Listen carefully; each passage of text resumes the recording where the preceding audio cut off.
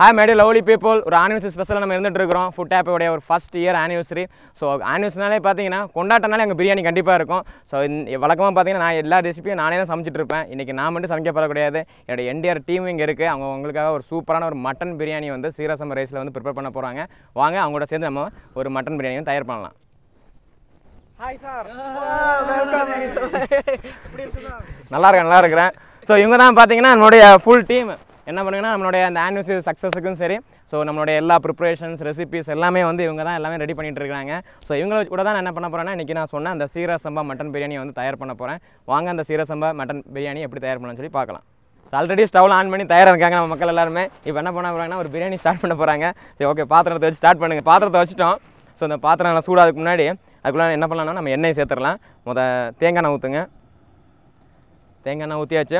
So இதில் வந்து பார்த்திங்கன்னா ஒரு 3 வகையான எண்ணெய் நம்ம யூஸ் பண்ணுறோம். அதாவது தேங்காய் எண்ணெய், அது கூட வந்து ரீஃபைன் ஆயில் யூஸ் பண்ணுறேன். அது கூட வந்து நெய்யும் சேர்த்து தான் இந்த பிரியாணி வந்து தயார் பண்ண போகிறேன். தேங்காய் எண்ணெய் ஊற்றியாச்சு, ரீஃபைண்ட் ஆயில், அது கூட நெய் இப்போ ஊற்றுறேன். ஸோ எல்லாம் சேர்த்துட்டோம். இவங்க தயாராக இருக்காங்க. இவங்க தான் ரெடி பண்ண போகிறாங்க. வந்து நம்ம தாளிப்பு வந்து இதுக்கு வந்து செய்ய போகிறோம் நம்ம. ஸோ தாளிப்புக்கு தேவையான பொருட்கள்லாம் எடுத்துக்கோங்க. வந்து பிரியாணியில் போட்டேன். இப்போ வந்து இது கூட வந்து 2 கிராம்பு, சின்ன துண்டு பட்டை, கொஞ்சம் சோம்பு சேர்க்குறேன். பிரியாணியாலே ஒரு ஃப்ளேவர் தரணும். ஸோ அதுக்கு ஒரு மெயினான ஒன்று தான் இந்த கல்பாசிங்கிறது. அதை நான் சேர்க்குறேன்.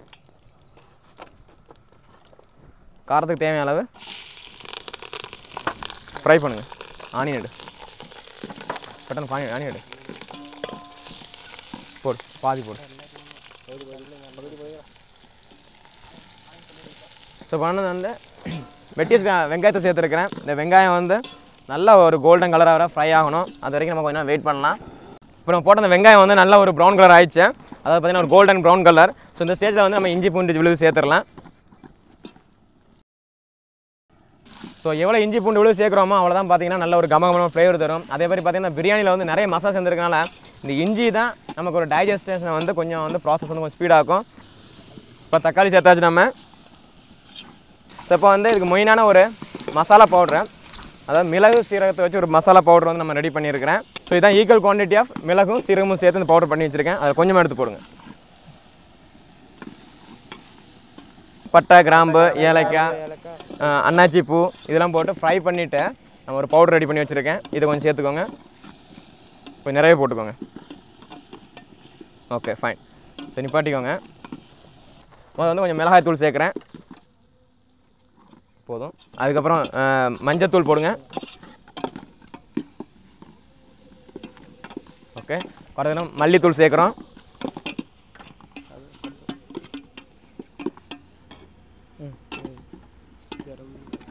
ஓகே, ஸோ இப்போ எல்லாமே தூளும் சேர்த்தாச்சு. இப்போ உப்பு சேர்த்துக்கலாம். கொஞ்சம் நீங்கள் ரெஸ்ட் எடுக்கலாம் சார். உப்பு சேர்த்துக்கலாம்.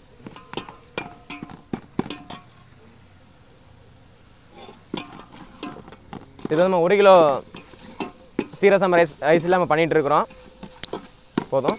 இப்போ நம்ம வந்து கூட வந்து மட்டன் சேர்க்குறேன். இது கூட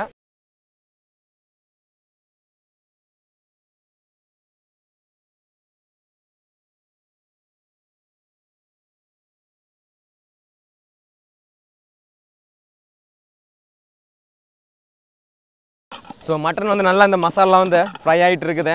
பார்த்திங்கன்னா நல்ல ஒரு தொக்கு மாதிரியான பதார்த்தத்துக்கு வந்துருச்சு. இப்போ நல்ல ஒரு ஆனியன் டொமேட்டோ மசாலா, அது கூட வந்து நம்ம சேர்த்து அந்த மிளகு சீரகம் பவுட்ரு, கரம் மசாலா ஃப்ளேவர்லாம் அப்படியே நம்மளை தூக்குது. ஸோ இப்போ இதில் என்ன பண்ணலான்னா கொஞ்சம் தயிரை சேர்க்கலாம். ஸோ நம்ம தயிர் நம்ம சேர்க்க போகிறது கூட. ஸோ தயிர் தான் உண்மையிலே ஒரு பிரியாணிக்கு வந்து நல்ல ஒரு மணத்தை தரும். அதே மாதிரி பார்த்திங்கன்னா என்னென்ன மாதிரி நம்ம அதோட மசாலாக்கெல்லாம் வந்து நல்ல ஒரு புதுமையான சுவையும் வந்து இந்த தயிர் தான் சேர்க்கும். ஸோ கொஞ்சம் ஃபயர் ஏற்றிக்கலாம். இப்போ வெட்டி வச்சுருக்கிறேன் அந்த மல்லி இலையும் புதினா இலையும் சேர்த்துக்கோங்க.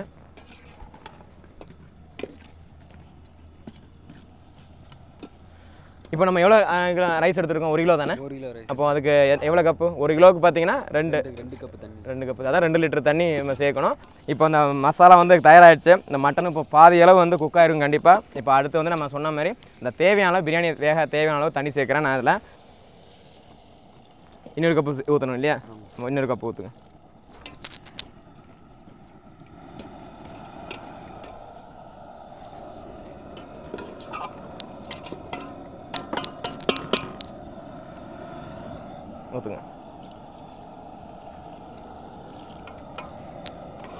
ஸோ நல்லா தண்ணி நல்லா கொதிக்கணும். மட்டனில் கண்டிப்பாக வந்து நம்ம போட்ட மசாலா நல்லாவே ஏறி இருக்கும். அதே மாதிரி ரைஸை வந்து நம்ம அதாவது சீரக சம்பா அரிசியை வந்து நான் ஒரு 20 நிமிஷம் வரை தண்ணியில் ஊற வச்சு நல்லா அலசிட்டு அதுக்கப்புறம் நான் வடிகட்டி தயாராக வச்சுருக்கேன். தண்ணி நல்லா கொதிச்ச பிறகு இந்த அரிசியை போட வேண்டியதான். So anniversary special mutton biryani வந்து இங்கே தயாராகிட்டு இருக்குங்க. பார்த்தீங்கன்னா நல்லா தண்ணி நல்லா கொதிச்சிச்சு. இந்த ஸ்டேஜில் வந்து நம்ம சீரக சம்பா அரிசி வந்து சேர்த்துடலாம். ஸோ பார்த்தீங்கன்னா நம்ம சீரக சம்பா அரிசியை வந்து நல்லா தண்ணியில் ஊற வச்சு அலசி நான் வச்சுருக்கிறேன். அதுதான் இதில் சேர்க்க போகிறேன். நம்ம ஊற்றுன தண்ணி எல்லாமே நல்லா அப்சர்வ் ஆகிடுச்சு. இப்போ என்ன பண்ணலாம்னு பார்த்தீங்கன்னா தம்மில் போடுறதான் பாக்கி. நீங்கள் பார்த்துருப்பீங்க தண்ணி எல்லாமே கரெக்டான அளவுக்கு இந்த மசாலாலாம் நல்லா கொதிச்சு இந்த ரைஸோட சேர்ந்துருச்சு. இப்போ ஒரு மூடியை போட்டு நம்ம ஒரு 20 நிமிஷம் வரை தம்மில் போட்டு அதில் ஓப்பன் பண்ணி நம்மளுடைய அந்த மட்டன் சீரக சம்பா பிரியாணி அப்படின்னு சொல்லி பார்க்கலாம். அந்த பிரியாணி வந்து நமக்கு சாப்பாடு தயாராக இருக்கும். இப்போ என்ன பண்ணலாம், இந்த தம்மை வந்து ஓப்பன் பண்ணி நம்ம பார்ப்போம். மிளகு சீரகம் பவுடரை மேலே தூக்கி விடலாம். கொஞ்சம் நெய் எடுத்துக்கோங்க. அதேமாதிரி நம்ம முதல்ல ரெடி பண்ணி வச்சுருந்த பவுட்ரு கரம் மசாலா பவுடரையும் சேர்த்துக்கிறேன். இலை புதினா இலை ஸ்லோவாக.